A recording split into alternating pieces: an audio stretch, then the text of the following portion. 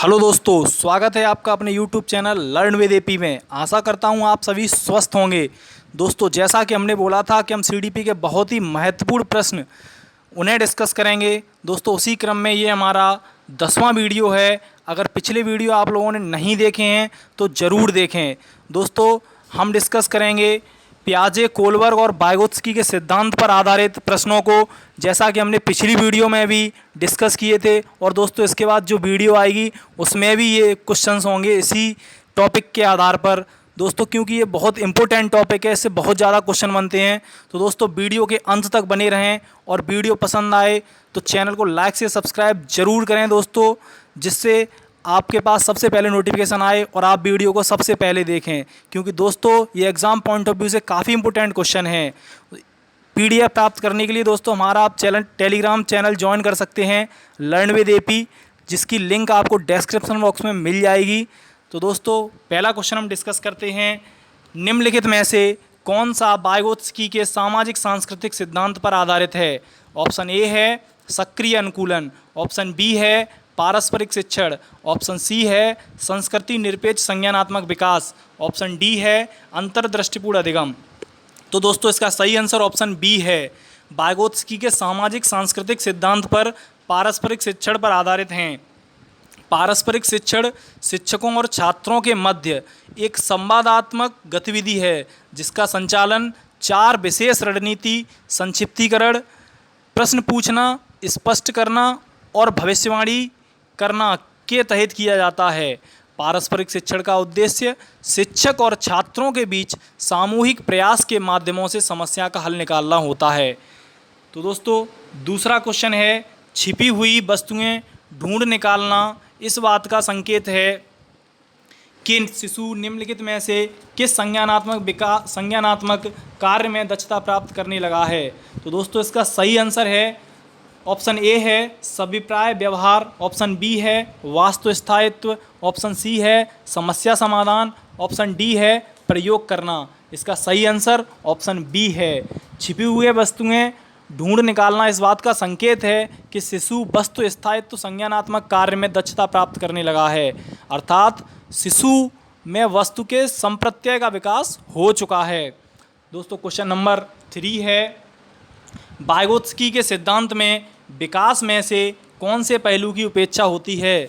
दोस्तों, option A है सांस्कृतिक, ऑप्शन बी है जैविक, ऑप्शन सी है भाषाई, ऑप्शन डी है सामाजिक।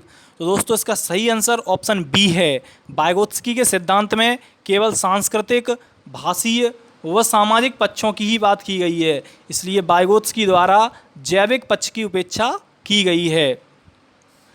क्वेश्चन नंबर 4 है वाइगोत्स्की तथा पियाजे के परिप्रेक्ष्यों में एक प्रमुख भिन्नता है। दोस्तों, ऑप्शन ए है व्यवहारवादी सिद्धांतों की उनकी आलोचना, ऑप्शन बी है बच्चों को एक पालन पोषण का परिवेश उपलब्ध कराने की भूमिका, ऑप्शन सी है भाषा एवं चिंतन के बारे में उनके दृष्टिकोण, ऑप्शन डी है ज्ञान के सक्रिय निर्माताओं के रूप में बच्चों की संकल्पना। तो दोस्तों, इसका सही आंसर ऑप्शन सी है। वाइगोत्स्की तथा पियाजे के परिप्रेक्ष्यों में भाषा एवं चिंतन के बारे में उनके दृष्टिकोणों में एक प्रमुख विभिन्नता थी।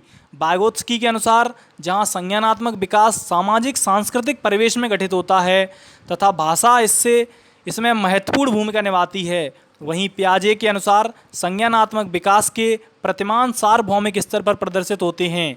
सामाजिक सांस्कृतिक असमानताओं का आसमान प्रभाव नहीं पड़ता है तथा भाषा का चिंतन या संज्ञानात्मक विकास पर कोई प्रभाव नहीं पड़ता है। दोस्तों, क्वेश्चन नंबर 5 है कोहलबर्ग के सिद्धांत में कौन सा स्तर नैतिकता की अनुपस्थिति को सही अर्थ में सूचित करता है? दोस्तों, ऑप्शन ए है स्तर 3, ऑप्शन बी है स्तर 4, ऑप्शन सी है स्तर 1, ऑप्शन डी है स्तर 2।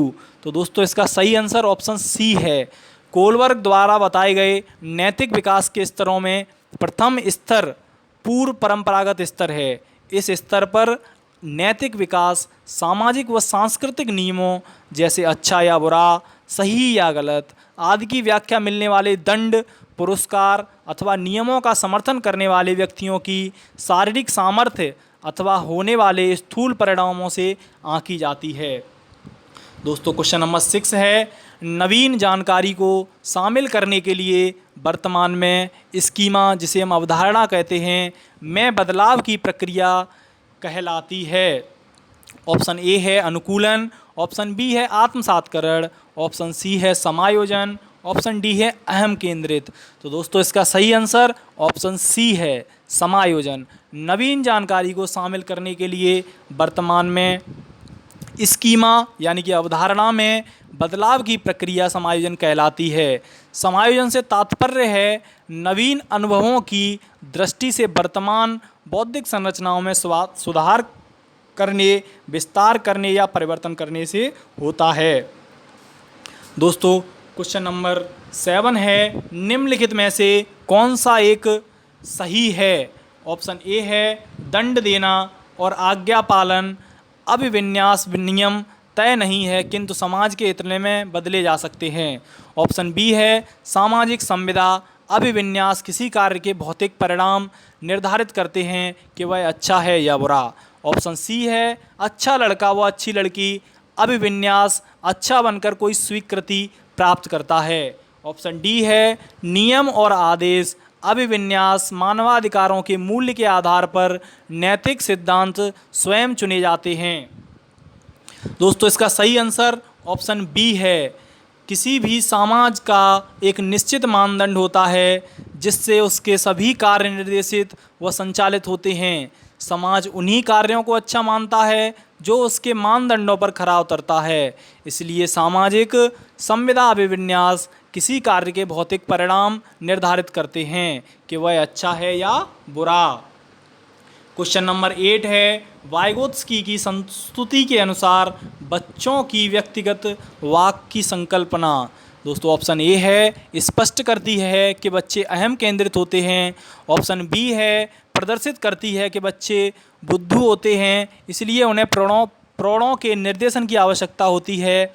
ऑप्शन सी है प्रदर्शित करती है कि बच्चे अपने आप से प्यार करते हैं। ऑप्शन डी है स्पष्ट करती है कि बच्चे अपने ही कार्यों के निर्देशन के लिए भाषा का उपयोग करते हैं। तो दोस्तों इसका सही आंसर ऑप्शन डी है।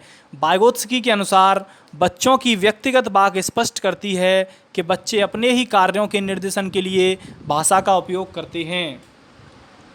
दोस्तों क्वेश्चन नंबर 9 है, वाइगोत्स्की के अनुसार सीखने को पृथक नहीं किया जा सकता है। ऑप्शन ए है उसके सामाजिक संदर्भ में, ऑप्शन बी है अवबोधन और अवधारणात्मक प्रक्रियाओं से, ऑप्शन सी है पुनर्बलन से, ऑप्शन डी है व्यवहार में मापने योग्य परिवर्तन से। तो दोस्तों इसका सही आंसर ऑप्शन ए है। वाइगोत्स्की ने संज्ञानात्मक विकास से संबंधित सामाजिक सांस्कृतिक विकास की अवधारणा को बताया है। इसके अनुसार संज्ञानात्मक विकास एक अंतर्वैयक्तिक सामाजिक परिस्थितियों में संपन्न होता है तथा बालक जो कुछ सीखता है उस पर उसके सामाजिक मूल्यों का प्रभाव अवश्य होता है। अतः सीखने को सामाजिकता से पृथक नहीं किया जा सकता है।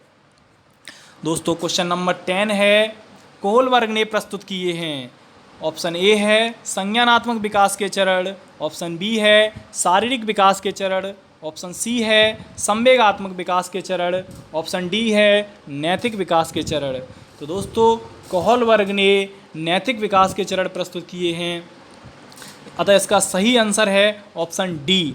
मनोवैज्ञानिक जो थे कोहलबर्ग, उनके द्वारा बालकों के नैतिक विकास को प्रस्तुत किया गया था। उनके जो 3 चरण होते हैं वो होते हैं पूर्व परंपरागत स्तर, जिसे हम प्राक रूढ़िगत स्तर भी कहते हैं। दूसरा होता है परंपरागत स्तर, जिसे हम रूढ़िगत नैतिक स्तर कहते हैं। तीसरा होता है उत्तर रूढ़िगत स्तर। दोस्तों क्वेश्चन नंबर 11 है, पियाजे के द्वारा प्रस्तुत संरक्षण के प्रत्यय से तात्पर्य है कि, ऑप्शन ए है दूसरों के परिदृश्य को ध्यान में रखना एक महत्वपूर्ण संज्ञानात्मक क्षमता है। ऑप्शन बी है वन्य जीवन और वनों का संरक्षण बहुत महत्वपूर्ण है। ऑप्शन सी है कुछ भौतिक गुणधर्म वही रहते हैं चाहे बाहरी आकृतियां बदल जाएं। ऑप्शन डी है परिकल्पना पर विधिवत परीक्षण से सही निष्कर्ष पर पहुंचा जा सकता है। तो दोस्तों इसका सही आंसर ऑप्शन सी है। जैसा कि जीन पियाजे द्वारा प्रस्तुत संज्ञानात्मक विकास की 4 अवस्थाओं में से तीसरी अवस्था मूर्त संक्रिया अवस्था है। इस अवस्था के दौरान बालक 3 गुणात्मक मानसिक योग्यताओं में पर्याप्त निपुणता हासिल कर लेता है। योग्यताएं जो होती हैं, विचारों की विलोमीयता, संरक्षण तथा क्रमबद्धता, पूर्ण अंश संप्रत्ययों का उपयोग। संरक्षण संप्रत्यय के अंतर्गत बालक यह समझने लगता है कि किसी भी भौतिक वस्तु की आकृति बदल देने पर भी उनके मूल गुणों में कोई परिवर्तन नहीं होता है। दोस्तों क्वेश्चन नंबर 12 है, जीन पियाजे के संज्ञानात्मक विकास के सिद्धांत के बारे में निम्नलिखित में से कौन सा कथन सही है? ऑप्शन ए है, बच्चों के सांस्कृतिक आधार के अनुसार इन चरणों का क्रम बदला जा सकता है। ऑप्शन बी है, पियाजे का तर्क है कि संज्ञानात्मक विकास चरणों में आगे बढ़ने की अपेक्षा निरंतर होता है।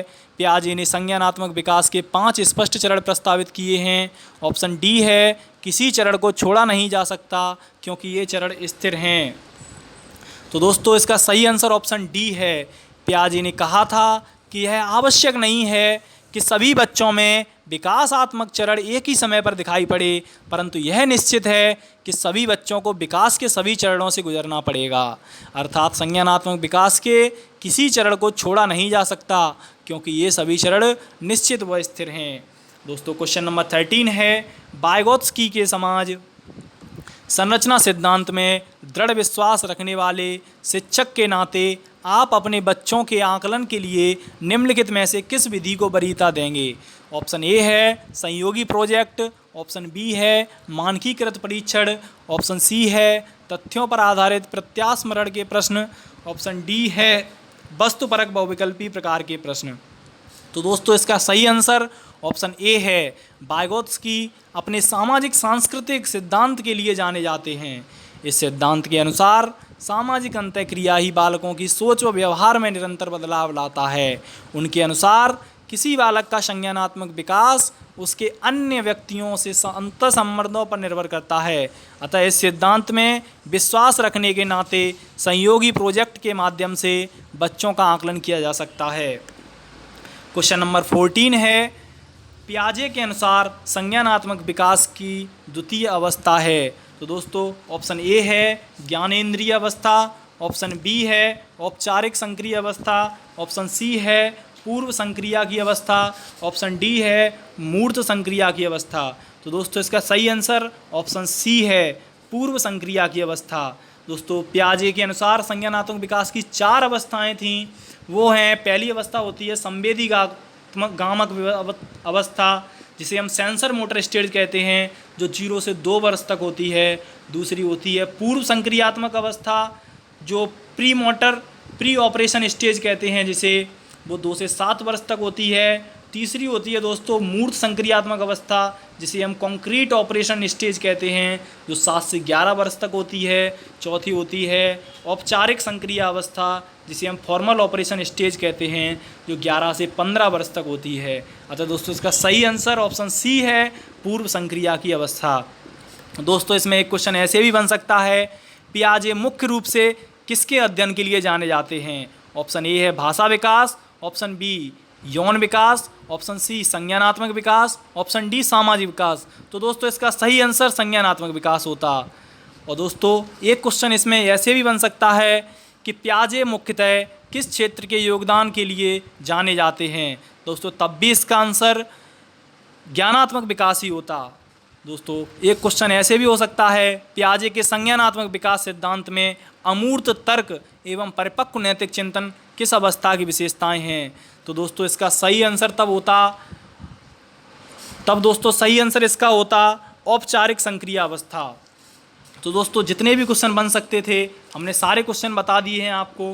क्वेश्चन नंबर 15 है, मानव के ज्ञानात्मक विकास की मूर्त संक्रिया अवस्था में सामान्यतः किस आयु काल को शामिल किया जाता है? ऑप्शन ए है लगभग 2 से 7 वर्ष तक। ऑप्शन बी है जन्म से 2 वर्ष तक। ऑप्शन सी है लगभग 7 से 11 वर्ष तक। ऑप्शन डी है लगभग 12 से 15 वर्ष तक। तो दोस्तों इसका सही आंसर है ऑप्शन सी, मानव के ज्ञानात्मक विकास की मूर्त संक्रिया